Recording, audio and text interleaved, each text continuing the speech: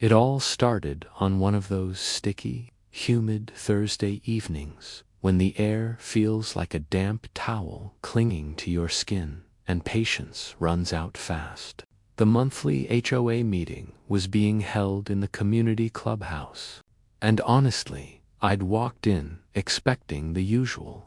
A few tired complaints about overgrown lawns, some griping about parking disputes, maybe the occasional rant about teenagers skating too loudly near the pool.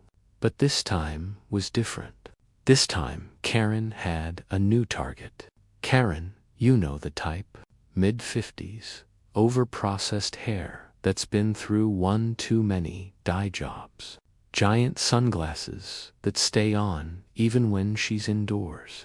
A clipboard she wields like it's the Constitution. She wasn't just on the HOA board. In her mind, she was the HOA board, and she lived for every ounce of control that came with it. As the meeting started, I raised an issue that had been bothering me for weeks. My backyard borders one of the undeveloped wooded lots owned by the HOA lately. I'd noticed people wandering through, teenagers, adults, even small groups of families. It was weird. Our community isn't anywhere near a hiking trail, I said, scanning the room. And those woods are clearly marked with no trespassing signs. I think someone's letting outsiders in. Karen let out a sharp little sniff. Oh, please. You're being dramatic. They're probably just visiting someone. This is a friendly neighborhood. But they're in the woods, I countered. Not on the sidewalks. Some of them have even been cutting through my yard to get there. Last weekend, I caught a guy smoking on my patio. That earned a few murmurs from the crowd, but Karen cut them off fast. Well, unless you have photos, there's nothing we can do. And anyway, you can't ban guests from the community. No, I shot back. But I can ban them from my property. That was when Karen's smug smile curled into a full-blown sneer. You don't have jurisdiction over common HOA land. Don't overstep, honey. Oh, that honey set my teeth on edge. I left the meeting fuming, but instead of letting it go, I decided to dig deeper. I checked my security cameras, and sure enough, there it was. Clear footage of Karen leading a group of about 20 people through the woods right past the no trespassing signs. Some carried picnic baskets. Others had portable speakers blasting music, and one guy even had a drone. It wasn't just a stroll. It was a full-on private party on protected HOA land. So, I did what any reasonable person would do. I filed a formal complaint with the HOA board, bypassing Karen entirely. Then I sent out a community-wide email with still shots from my footage. No defamation, just facts, dates, times, faces blurred. And then the neighborhood exploded. Somehow, I became the villain overnight. Karen claimed I was violating her right to host guests. Neighbors who'd never spoken to me before started glaring when I walked my dog. And 2 days later, just as I was getting home from work, flashing red and blue lights painted my house. Karen had called the cops. She'd told them I was harassing her guests and creating an unsafe environment.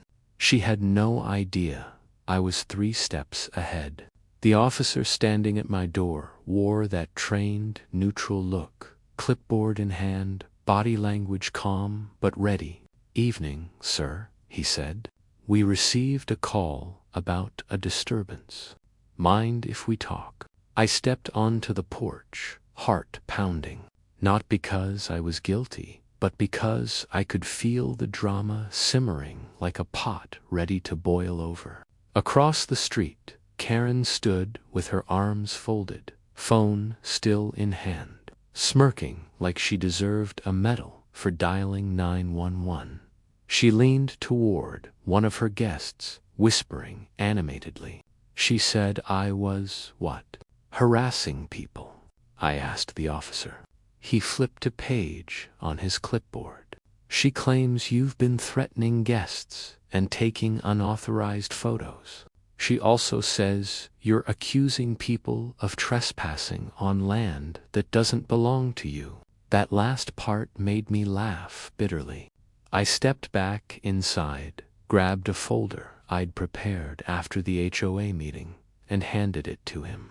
Inside were printed screenshots from my security camera footage, dated, timestamped, and a copy of the community plat map clearly showing that the wooded area where Karen and her crew had set up was private HOA property, strictly marked no recreational use. Before you waste more time on this nonsense, I said, handing it over. The officer leafed through the pages, eyebrows climbing higher with every sheet. This is pretty thorough, he admitted. I thought it might come to this, I replied. Karen doesn't like being told she's wrong, so she escalates. He nodded slowly. I'm going to talk to her. Stay put. I watched as he crossed the street to Karen.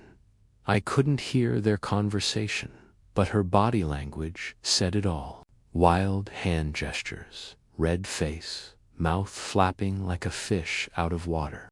Finally, the officer held up a hand, mid-drant, pointed toward the woods, then pointed at my property. Karen's smirk evaporated.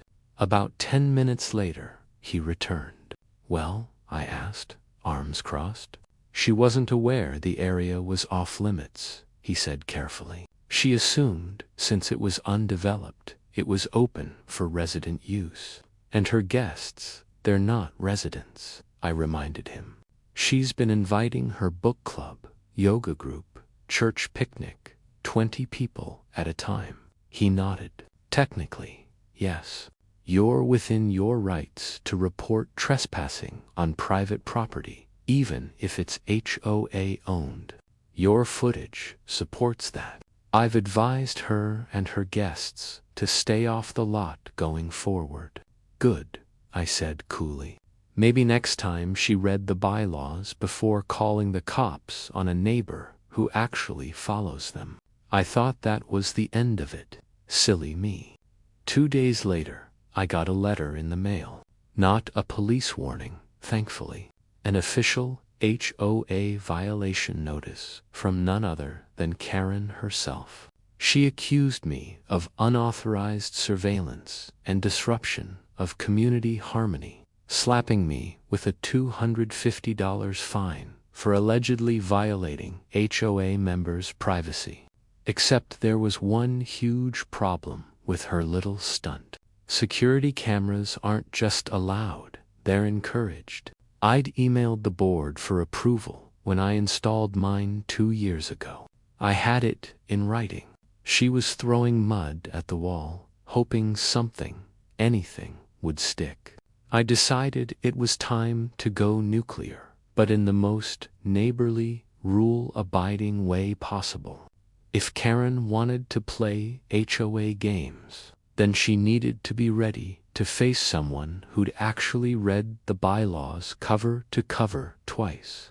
And this time, I wasn't standing alone. Other neighbors had started coming forward with their own war stories. Blocked driveways, unregistered guests taking up parking, loud, late-night parties, and those passive-aggressive little notes she loved taping to people's trash cans. Karen's little HOA empire was beginning to crumble. But the real storm, it hit when I uncovered what she'd actually been hiding in those innocent woods. After she tried to find me for using my legally approved security cameras, I knew we'd crossed a line. This wasn't petty neighborhood drama anymore. This was war. And this time, she wasn't the only one with receipts. One evening, Tom showed up at my door. Retired military. The kind of guy who avoids drama unless it's serious. He was holding a small flash drive. "You might want to see this," he said quietly. "My trail cam caught something in the woods last weekend. I was just trying to catch the raccoons that keep getting into my trash." We plugged the flash drive into my laptop. What popped up on the screen made my jaw drop. There was Karen again, but this time she wasn't just leading people into the trees. She was standing in front of what looked like a makeshift storage site. Tarps, folding tables, speakers, even a portable generator. One man was hauling a keg from the back of his pickup truck. A woman with a clipboard was collecting cash. That's when it hit me like a freight train. This wasn't just a neighborhood gathering. Karen was renting out HOA land, pocketing money completely off the books. It explained everything. The yoga groups, the birthday parties, the catering vans are slipping through the back entrance. She'd turned the HOA's wooded lot into her personal side hustle. "I think she's been profiting off community property," I said, stunned. Tom nodded grimly. "That's exactly what it looks like." The next morning, I got to work. I compiled everything. Screenshots from Tom's trail cam, my own security footage, the community and copies of old emails where Karen had blocked actual residents from reserving the clubhouse unless they jumped through her endless hoops. She had no problem telling people no, and it didn't benefit her. But behind everyone's backs, she was running a full-blown backyard Airbnb out of public land. I sent the packet to the entire HOA board, bypassing Karen completely. And CCED, a lawyer who specialized in HOA and community cases. Then I printed 10 copies and slid them into my neighbors' mailboxes. No commentary, no rants, just facts. By the weekend, the neighborhood was buzzing.